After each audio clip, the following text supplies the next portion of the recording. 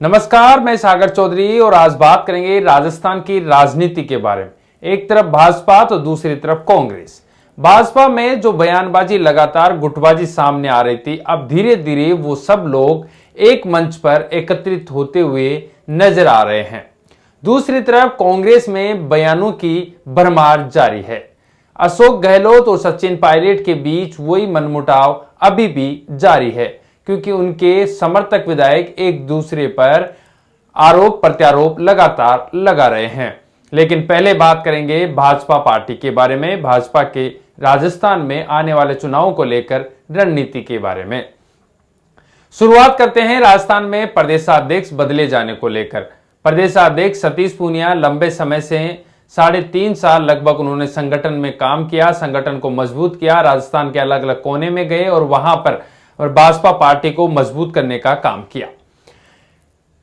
लेकिन आखिरकार उनको भाजपा के प्रदेशाध्यक्ष पद से हटाकर सीपी जोशी, जो कि चित्तौड़गढ़ से दूसरी बार सांसद है, उनको बनाया गया, जो कि किसी भी गुट के नहीं माने जाते हैं, हमेशा अपने काम के लिए जाने जाते हैं। और बताया जाता है कि केंद्र में भी उनकी अच्छी पकड़ है। अमित शाह, नरेंद्र मोदी और जेपी नड्डा के साथ अच्छी तालमेल है। जैसे ही सीपी जोशी को प्रदेशाध्यक्ष के रूप में नियुक्त किया गया, सबसे पहले प्रधानमंत्री नरेंद्र मोदी से मुलाकात के लिए पहुंचे। इसके बाद अमित शाह, जेपी नड्डा सबसे मुलाकात, बातचीत की और राजस्थान में भाजपा पार्टी को एकजुट करने की कोशिश। लेकिन इसमें यह भी देखना पड़ेगा कि क्या अब जो जाट वोट बैंक है वो भाजपा किस तरीके से अपने पक्ष में कर पाएगी। धीरे धीरे प्रदेशाध्यक्ष बनते ही सभी जो गुट थे वो एक जगह पर आने लगे, चाहे वसुंधरा राजे हो, गजेंद्र सिंह शेखावत हो, कैलाश चौधरी हो, सब लोग एक मंच पर आने लगे। और आज बड़ी खबर जब सामने निकल कर आई कि नेता प्रतिपक्ष के रूप में उपनेता प्रतिपक्ष जो पहले थे राजेंद्र राठौड़, उनको चुन लिया गया है। यानी कि अब नेता प्रतिपक्ष भाजपा के राजेंद्र राठौड़ होंगे। तो वहीं पर पूर्व प्रदेशाध्यक्ष सतीश पूनिया को उपनेता प्रतिपक्ष की जिम्मेदारी दी गई है। इसके ऊपर जब विधायक दल की कार्य समिति की जब बैठक थी तो भाजपा कार्यालय में पूर्व मुख्यमंत्री वसुंधरा राजे, गजेंद्र सिंह शेखावत, प्रदेशाध्यक्ष सीपी जोशी, उपनेता प्रतिपक्ष सतीश पूनिया, नेता प्रतिपक्ष राजेंद्र राठौड़ के साथ तमाम विधायक और नेता नजर आए। एक दूसरे को गुलाब के फूल दे रहे थे। इससे समझा जा सकता है कि कहीं ना कहीं अब भाजपा पार्टी 2023 के चुनाव के लिए तैयार हो चुकी है और अब आगे बढ़ रही है। एकजुटता का मैसेज देने की कोशिश है, क्योंकि उन्होंने लगातार कहा है कि राजस्थान में कांग्रेस ने कुछ काम नहीं किया और मुख्यमंत्री अशोक गहलोत के ऊपर लगातार प्रहार किए हैं। गजेंद्र सिंह शेखावत और मुख्यमंत्री अशोक गहलोत के बीच में लगातार बयानबाजी जारी है।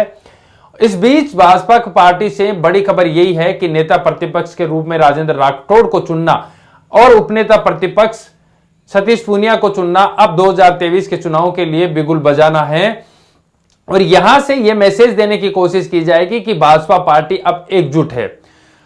अब समझिए इस रूप में कि भाजपा पार्टी वोट बैंक को कैसे एकजुट कर पाएगी, क्योंकि सीपी जोशी को प्रदेशाध्यक्ष बनाए जाने के बाद कहीं ना कहीं लग रहा था कि जाट वोट बैंक प्रदेशाध्यक्ष के रूप में सतीश पूनिया को हटाने के बाद में कहीं ना कहीं उनसे दूर चला जाएगा। लेकिन जो आलाकमान तय कर रहा है दिल्ली में बैठकर भाजपा का, वो दूरदृष्टि है, दूर लंबी सोची जा रही है कि किस तरीके से आने वाले समय में भाजपा को राजस्थान में मजबूत किया जाएगा। क्योंकि कुछ ही समय पहले अमित शाह ने भी एक बयान दिया था कि राजस्थान में भाजपा की सरकार बनेगी और इस बार बड़े बहुमत के साथ राजस्थान में भाजपा की सरकार बनेगी।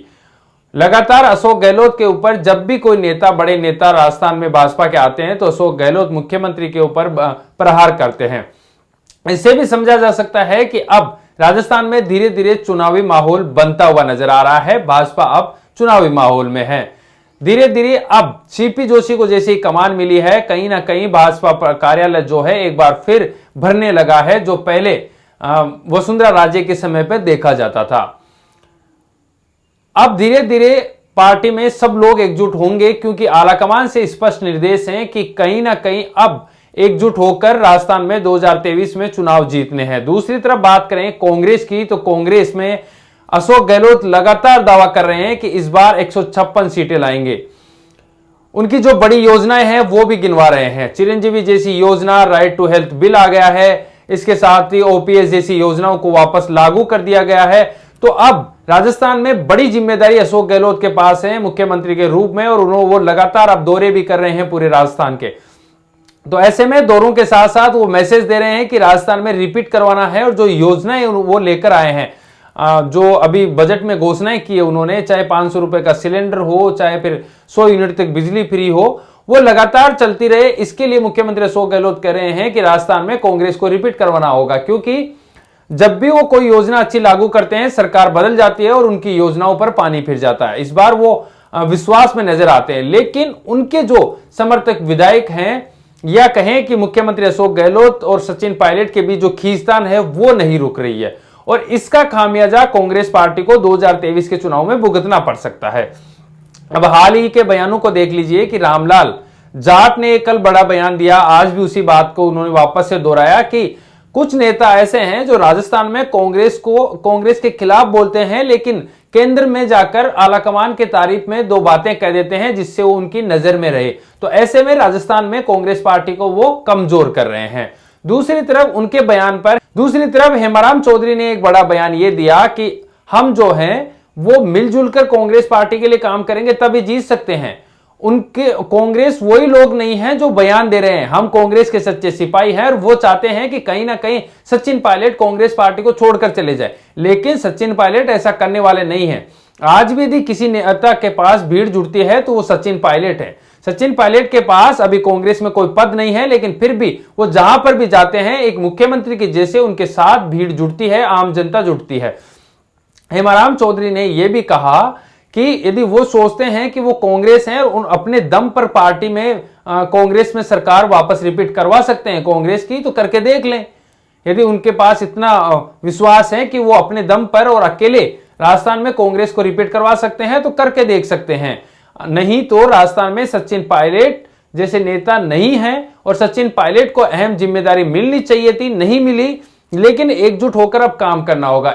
हेमाराम चौधरी ने तीखे प्रहार किए रामलाल जाट के बयान के ऊपर। उन्होंने कहा कि आलाकमान जो निर्णय करता है वो निश्चित है कि वो ऐसा ही काम करना चाहिए। 25 सितंबर की घटना सबको याद होगी, जब सोनिया गांधी जी भी सोई नहीं होगी, उन्होंने कोई पद नहीं है, सब पद त्याग दिए हैं, चाहे राहुल गांधी हो सोनिया गांधी, लेकिन 25 सितंबर की जैसी घटना कांग्रेस को मजबूत नहीं तोड़ने जैसी घटना है। ऐसी घटनाओं में रामलाल जाट खुद वहां पर मौजूद नहीं थे, फिर वो किस तरीके से बयान दे रहे हैं। तो 25 सितंबर जैसी घटना नहीं होनी चाहिए थी, वो क्या संदेश देने की कोशिश थी, वो भी पार्टी को कमजोर करने की कोशिश थी। हेमाराम चौधरी ने यह बयान दिया है।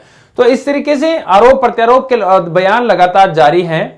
एक तरफ सचिन पायलट खेमा तो दूसरी तरफ मुख्यमंत्री अशोक गहलोत, तो दूसरी तरफ भाजपा जो है अपनी पार्टी को मजबूत करने में लगी हुई है। सभी जो नेता हैं वो एकजुट एक मंच पर दिखे।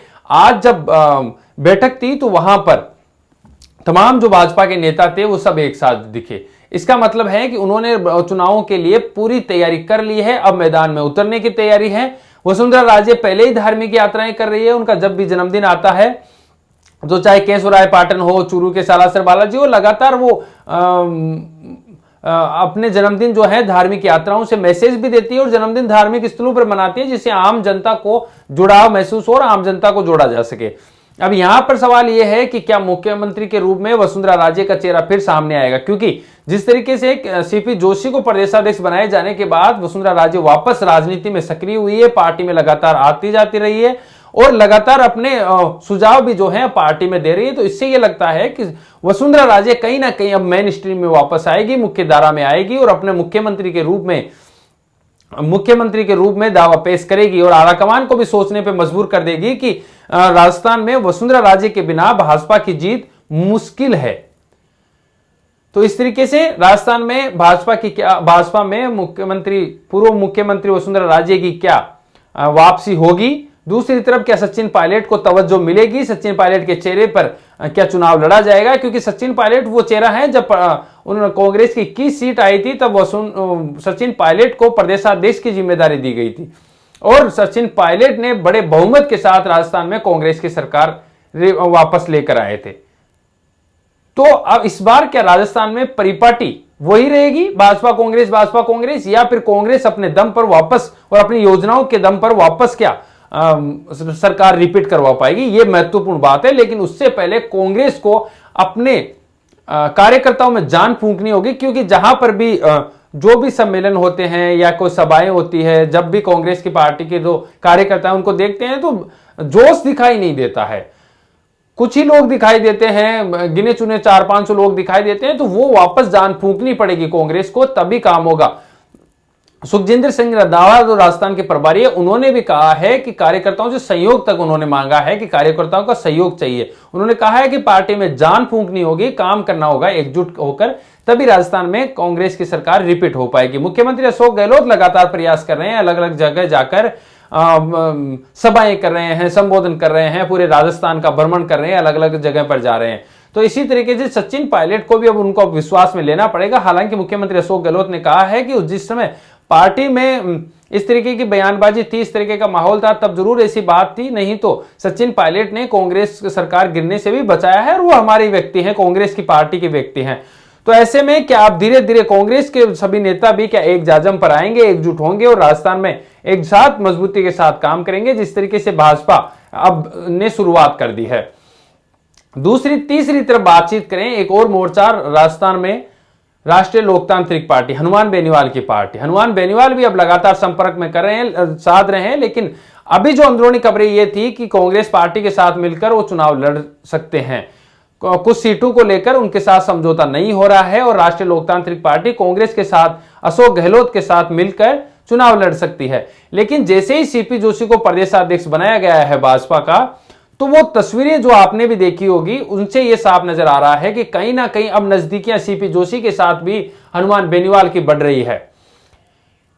क्योंकि एक दिन पहले ही प्रदेशाध्यक्ष बनाए जाने के एक दिन पहले ही जब सीपी जोशी के आवास पर पार्टी थी, वहां पर भी वो गए थे सीपी जोशी के साथ। फिर लगातार अब आप अच्छी तालमेल वाली खबरें भी उनकी देखते हैं, फोटोज भी उनकी देखते हैं, तो इससे एक संभावना यह भी बन सकती है कि हनुमान बेनीवाल क्या भाजपा के साथ भी मिलकर चुनाव लड़ सकते हैं, क्योंकि वो अपनी तालमेल बिठाने की कोशिश करेंगे। हनुमान बेनीवाल जाट नेता हैं और जाटों के जहां पर भी सीटें हैं वहां पर एक अपना पावर रखते हैं, तो अब वो अपना तरीका देखेंगे कि कितनी सीटों पर कहां पर वो जा सकते हैं, क्या कांग्रेस के साथ वो जाएंगे या फिर भाजपा के साथ वो जाएंगे। दोनों में जहां वो एडजस्ट होंगे, जहां पर भी उनकी सीटों के साथ उनकी बातचीत समझौता होगा, वहां वो जाने की कोशिश करेंगे। लेकिन इस बार राजस्थान में राष्ट्रीय लोकतांत्रिक पार्टी एक बड़ा निर्णायक भूमिका में रहेगी और बहुत ही महत्वपूर्ण भूमिका निभाएगी।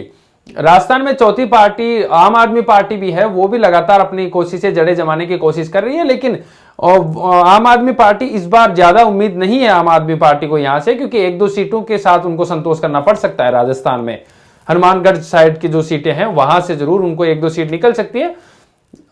हनुमान बेनीवाल वो नेता हैं जो प्रभावित करते हैं सीटों को, चाहे उनकी पार्टी के विधायक जीते ना जीते, लेकिन वो प्रभावित जरूर सीटों को करते हैं, क्योंकि जाट वोट बैंक उनके साथ जुड़ जाता है और जाट वोट बैंक को वो खींच ले जाते हैं। इस बार किसके साथ वो जाएंगे ये देखने वाला होगा। आज की खबर यही थी कि भाजपा ने नेता प्रतिपक्ष चुन लिया है राजेंद्र राठौड़ को, उपनेता प्रतिपक्ष सतीश पूनिया, प्रदेशाध्यक्ष सीपी जोशी, वसुंधरा राजे वापस कार्यालय में दिखी और गजेंद्र सिंह शेखावत भी यहां पर दिखे, और तमाम जो नेता थे आज एक जाजम पर दिखे। नेताओं ने एक दूसरे के साथ गर्मजोशी के साथ स्वागत किया, हंसी खुशी के साथ बातचीत कर रहे थे। तो ये मैसेज राजस्थान की जनता को देने की उनकी तरफ से भी कोशिश थी। किसकी सरकार इस बार बनती है, कौन सत्ता में आता है, ये भी देखने वाला होगा।